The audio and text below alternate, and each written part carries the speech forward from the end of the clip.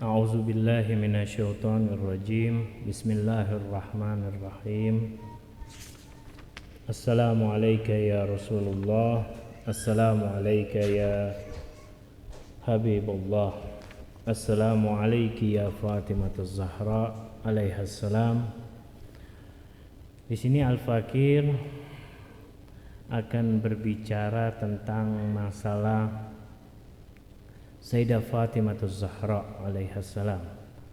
Ana tergerak berbicara tentang Sayyidah Fatimah Zahra alaiha salam berkenaan pada saat ini adalah ayyam, hari-hari dari Sayyidah Fatimah, putri Rasulullah sallallahu alaihi wa alihi.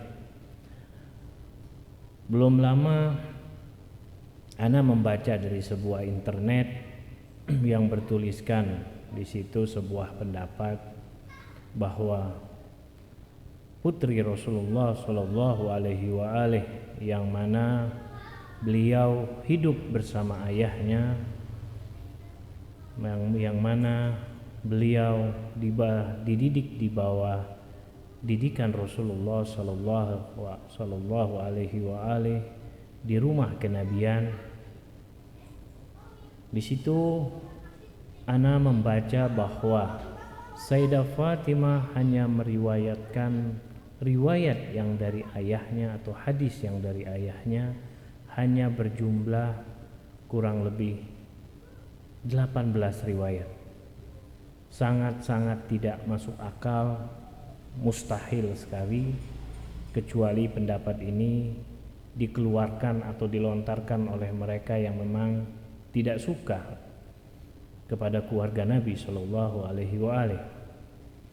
Mereka hanya menggaungkan cinta kepada Rasulullah Shallallahu Alaihi Wasallam, tapi tidak mau mengenal siapa keluarga Rasulullah Shallallahu Alaihi Wasallam. Ikhwan dan akhwat sekalian, anak Nabi Shallallahu Alaihi Wasallam Sayyidah Fatimatuz Zahra alaihissalam dan istri-istri Nabi Sallallahu Alaihi Wasallam. Ada beberapa poin di sini yang menjadi pertanyaan di benak ana, yaitu siapakah di antara mereka yang lebih dekat bersama Nabi Sallallahu Alaihi Wasallam? Apakah Sayyidah Fatimah anaknya ataukah istri-istrinya, istri Nabi? Yang kedua adalah siapakah yang lebih banyak mendengar hadis-hadis Nabi Sallallahu Alaihi Wasallam di antara mereka? Apakah anaknya ataukah istri-istri Nabi atau salah satu dari istri Nabi? Yang ketiga, kenapa hadis-hadis Sayyidah Fatimatuz Zahra sedikit sekali dibawakan oleh para perawi? Apa sebabnya? Kenapa bisa demikian? Jadi hadis-hadis yang dibawakan oleh Sayyidah Fatimah itu sangat minim sekali ketimbang yang dibawakan oleh, yang diriwayatkan oleh istri-istri Nabi Sallallahu Alaihi Wasallam. Jika kita lihat dari garis nasab, jelas Sayyidah Fatimatuz Zahra alaihissalam jauh lebih mulia dari istri-istri Nabi. Kenapa? Sebab dia penggalan dagingnya Nabi. Sebab Sayyidah Fatimah adalah keberlanjutan keturunan Nabi Sallallahu Alaihi Wasallam. Sebab Sayyidah Fatimah mulai dari dilahirkan hingga ayahnya wafat, yang didik adalah ayahnya, yaitu Rasulullah Sallallahu Alaihi Wasallam. Rumah kenabian, tempat di mana turunnya wahyu dari langit.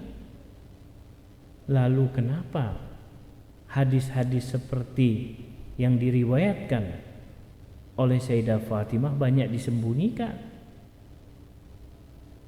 Bahkan sebagian mubalik jarang sekali yang membawakan dari hadis-hadis yang diriwayatkan oleh Sayyidah Fatimah Zahra alaihissalam. Ini yang menjadi tanda tanya besar. Perhatikan, kalau kita lihat, coba dibuka internet dan dicari. Ada pendapat yang mengatakan entah ini pendapat Wahabi atau sepertinya atau dan lain sebagainya. Tapi jelas kami sebagai pengikut mazhab Ahlul Bait alaihimussalam menolak keras pendapat ini. Sebab kenapa kami menolak atau mazhab Ahlul Bait menolak? Sebab ia mengatakan hadis yang diriwayatkan Fatimahuz Zahra hanya 18 hadis saja. Astagfirullahalazim. Tidak masuk akal sehat. Mustahil putri Nabi Shallallahu Alaihi Wasallam yang dari kecil hidup dan dididik di rumah kenabian, tempat turun naiknya wahyu, malaikat Jibril bertemu dengan Nabi Shallallahu Alaihi Wasallam melantunkan wahyu dari langit, dan Fatimahuz Zahra alaihassalam putri Rasulullah selalu ada setiap hari mendengar ucapan lisan Nabi, lisan ayahnya secara langsung. Lalu dikatakan oleh orang itu bahwa Sayyidah Fatimah hanya meriwayatkan 18 hadis saja. Nah, coba misal saya kasih contoh. Saya hidup dengan kedua orang tua saya mulai dari kecil hingga wafat. Berapa puluh tahun, berapa banyak nasihat dan ucapan yang disampaikan kepada saya dari kedua orang tua saya. Lalu kalau kita bandingkan dengan orang lain, mana? Apakah orang itu yang lebih banyak mendengar ucapan orang lain atau orang luar yang lebih banyak mendengar nasihat kedua orang tua saya dibandingkan anaknya sendiri? Ya, tidak mungkin, mustahil.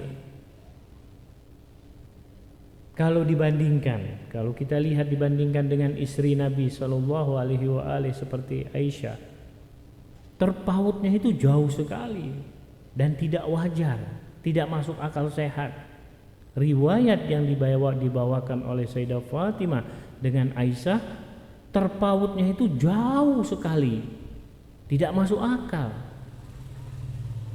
Riwayat yang dibawakan Aisyah yang hidupnya jarang bertemu atau jarang bersama Rasulullah SAW dibandingkan dengan Sayyidah Khadijah radhiyallahu anha. Aisyah meriwayatkan, dikatakan di situ, bisa dicek oleh ikhwan dan akhwat sekalian, bisa dicek bahwa Aisyah meriwayatkan 2210 hadis yang berasal dari Rasulullah, bahkan dikatakan berasal langsung dari lisan Rasulullah SAW. Dan bahkan dikatakan di dalam pendapatnya bahwa dia atau Aisyah adalah nomor 2 terbanyak yang meriwayatkan hadis setelah Abu Hurairah. Sedangkan Hafsah hanya 60 hadis saja dikatakan. Janggal, hal yang sangat janggal sekali. Bisa dicek dalam sejarah. Jadi yang karena anak kurang puas dan anak tidak terima pendapat yang mengatakan seperti ini, ya kita harus menjawab. Sayyidah Fatimahuz Zahra alaihassalam, darah daging Nabi sallallahu alaihi wasallam dan putri penerus keturunan Nabi sallallahu alaihi wasallam, dan dikatakan bahwa dia hanya meriwayatkan 18 hadis saja. Mustahil. Astagfirullahalazim, orang yang mengatakan atau berpendapat demikian. Memang siapa saja berhak mengkaji dan menelusuri sejarah dan berpendapat, tapi harus menggunakan akal sehat dan tidak merugikan dari satu belah pihak saja, menguntungkan satu belah pihak, merugikan pihak yang lain. Dan dalam hal seperti ini pun saya berhak menjawab mereka yang berpendapat seperti tadi. Pendapat yang tidak masuk akal, tidak sehat, harus kita jawab. Putri Rasulullah dikatakan hanya meriwayatkan 18 hadis, yang mana hidupnya setiap harinya selalu bersama ayahnya di rumah kenabian, tempat turunnya wahyu dari langit.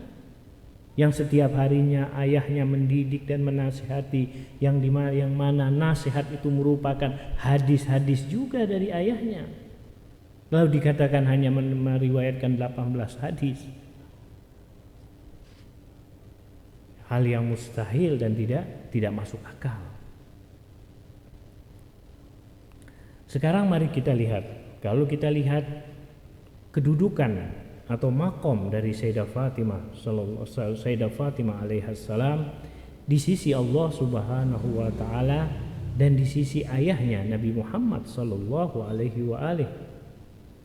Al-Fakir bawakan dengan mukadimah dari sebuah ayat yang mengatakan Bismillahirrahmanirrahim,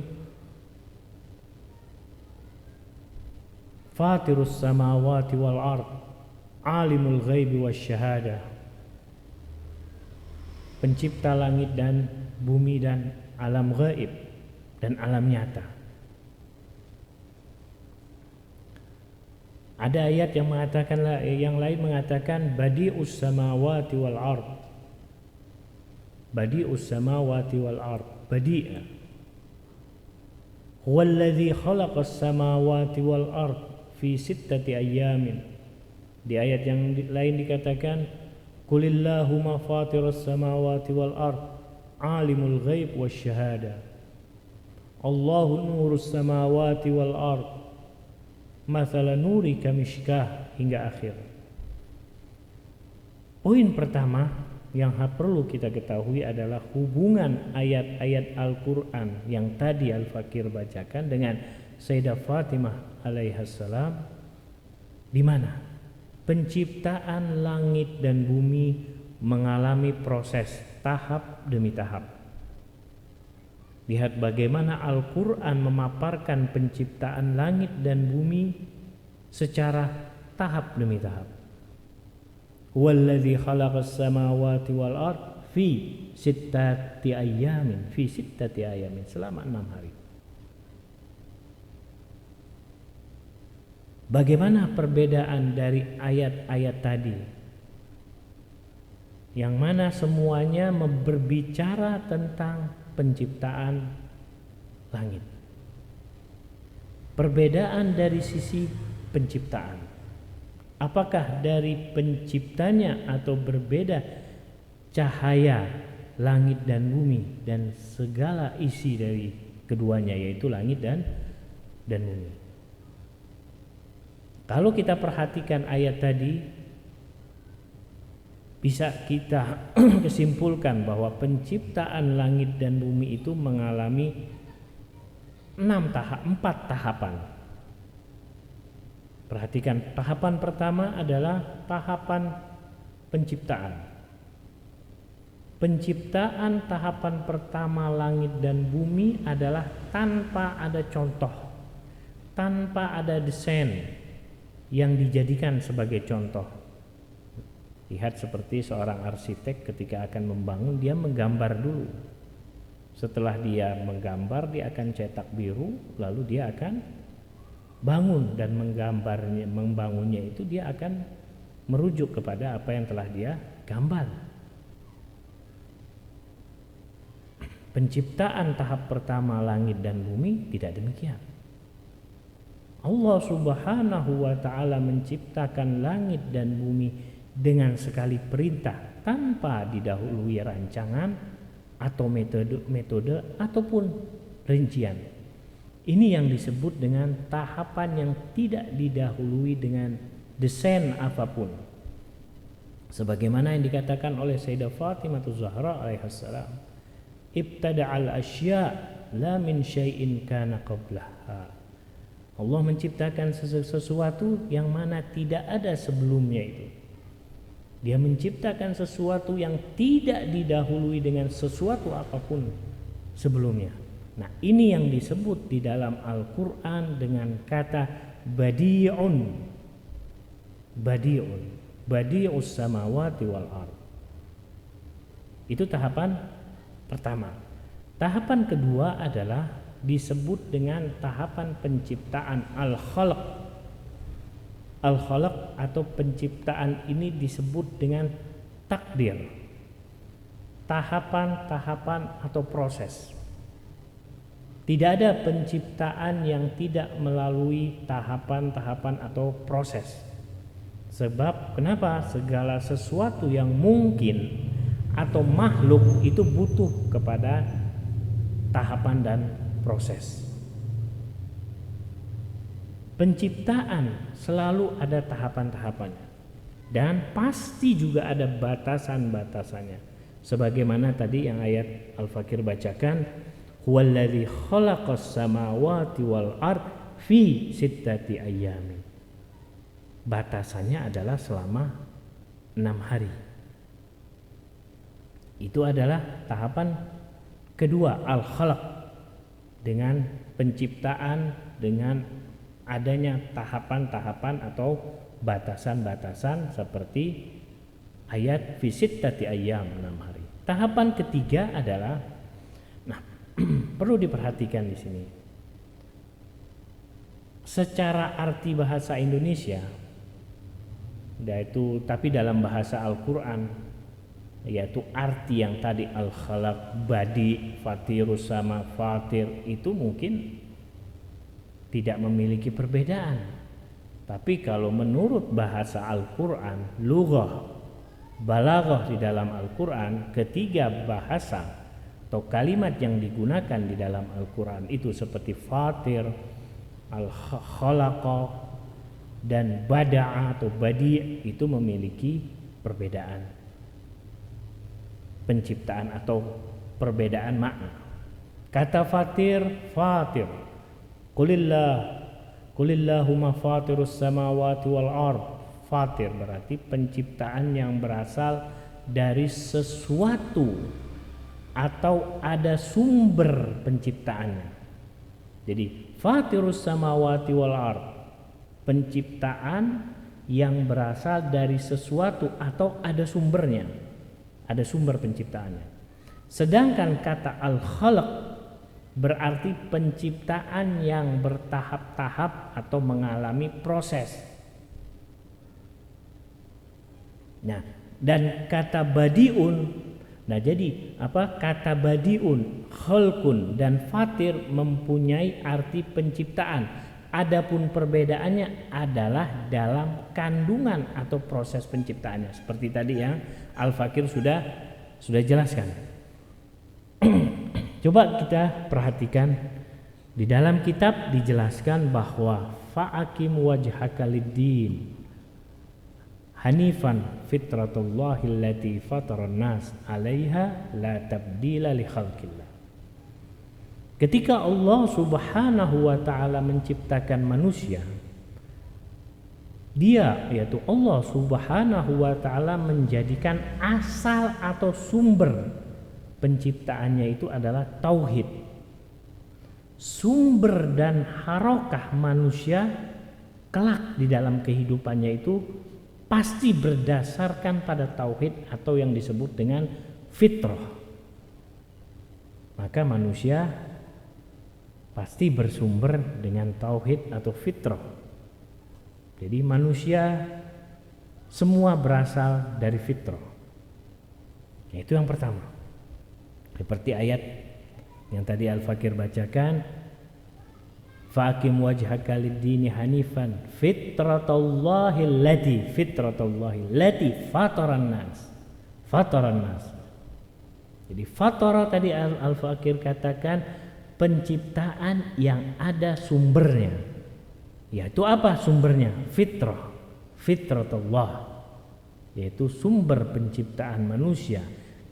Harokah kehidupan manusia kelak berdasarkan pada tauhid atau fitrahnya.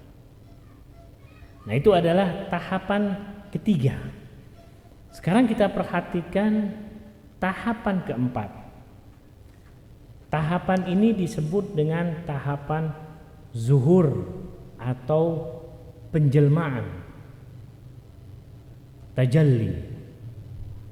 Di sini Allah Subhanahu wa taala bertajalli dengan dua. Bertajalli dengan amrnya atau zatnya, Dan kedua adalah Allah Subhanahu wa taala bertajalli pada penciptaannya. Inti dari pembahasan tentang Sayyidah Fatimah Zahra alaihissalam di sini adalah Allah bertajalli pada penciptaannya. Allah Subhanahu wa taala bertajalli pada Nur Muhammad sallallahu alaihi wa alihi atau akal al-wahid atau makhluk yang pertama diciptakan oleh Allah Subhanahu wa taala adalah al-aqlul awal, yaitu Nur Nabi Muhammad sallallahu alaihi wa alihi. Tajalli kedua tadi adalah tajalli pertama pada Nur Muhammad sallallahu alaihi wa alihi.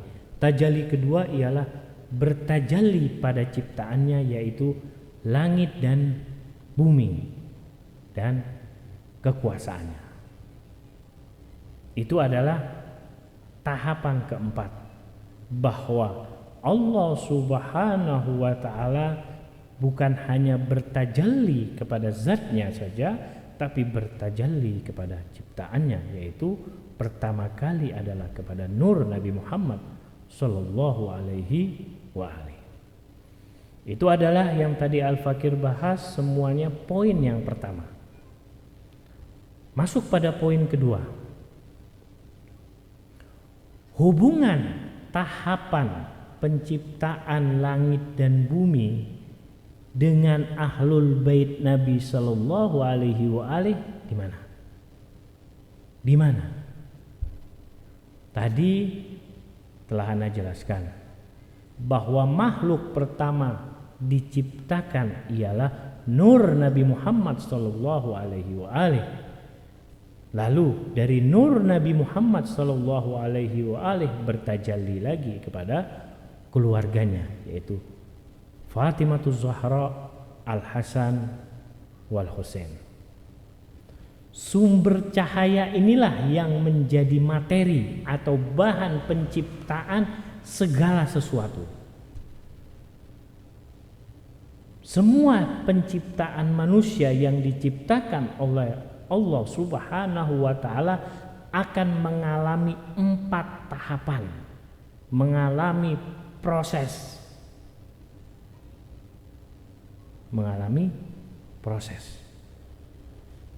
Tahapan pertama adalah ini sudah tadi adalah masalah penciptaan Allah,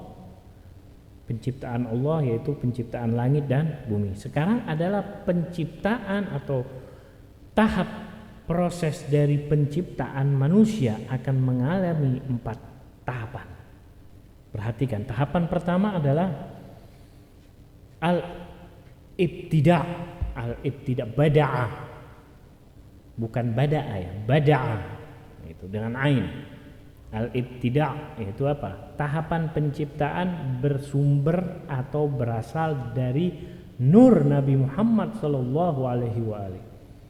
Sebab Allah Subhanahu wa taala mempunyai sifat Al-Mahmud, maka dia Muhammad yang namanya diambil dari nama Allah Subhanahu wa taala atau dari sifat Allah Subhanahu wa taala, yaitu Al-Mahmud. Itu tahapan pertama. Tahapan kedua penciptaan atau tahapan kedua ialah at-takdir. Sebagaimana Allah Subhanahu wa taala menciptakan langit dan bumi, demikian pula dengan penciptaan Nur Nabi Muhammad sallallahu alaihi wasallam dengan tahapan takdir. Dengan takdir yaitu tahapan. Di situ ada tahapan yaitu Nur Ali bin Abi Thalib alaihissalam. Takdir atau tahapan ini seperti keberlanjutan cahaya-cahaya untuk seterusnya. Sebagaimana tahapan kenabian dilanjutkan dengan tahapan kepemimpinan atau imamah. Nah, itu adalah tahapan kedua. Jadi sekali lagi tahapan kedua adalah takdir. Takdir adalah sekali lagi penciptaan Nur Nabi Muhammad sallallahu alaihi wa alihi dengan tahapan Nur Ali bin Abi Thalib. Bukan apa? Bukan Nur Ali bin Abi Thalib adalah nur pertama, tidak. Nur pertama adalah nur Nabi Muhammad sallallahu alaihi wasallam. Tapi ketika nur Nabi Muhammad diciptakan, di situ ada awal tahapan untuk memancarnya, memecahnya nur Nabi Muhammad kepada Nur Ali bin Abi Thalib. Tahapan ketiga adalah tahapan ini disebut dengan marhalah fitrah. Sebagaimana Allah Subhanahu wa taala menjadikan asal dari penciptaan langit dan bumi yaitu al-hayat, kehidupan. Dan al-hayat itu adalah berhubungan nanti dengan cahaya dari Sayyidah Fatimah Zahra alaihissalam, putri Rasulullah sallallahu alaihi wasallam. Yang mana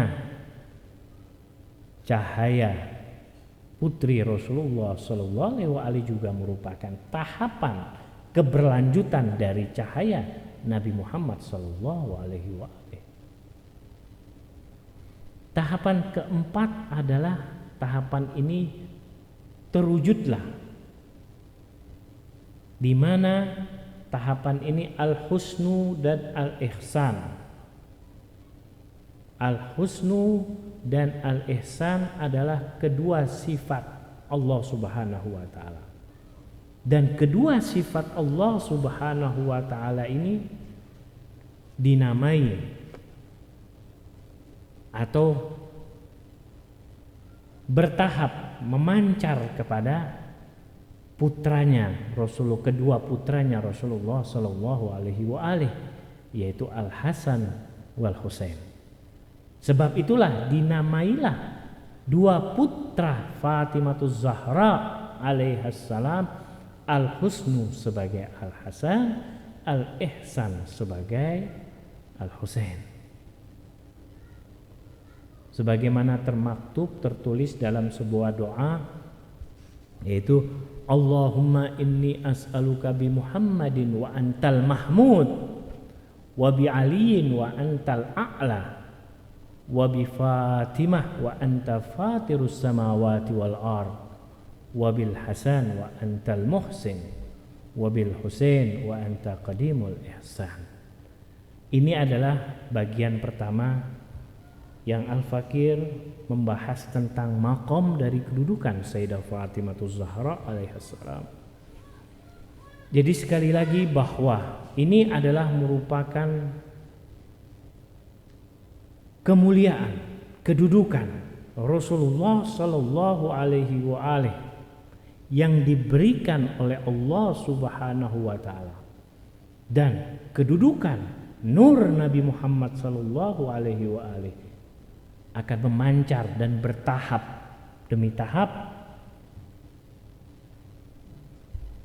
menuju kepada atau ditempelkan kepada putrinya Sayyidah Fatimah Zahra, lalu kepada Al-Hasan wal Husain.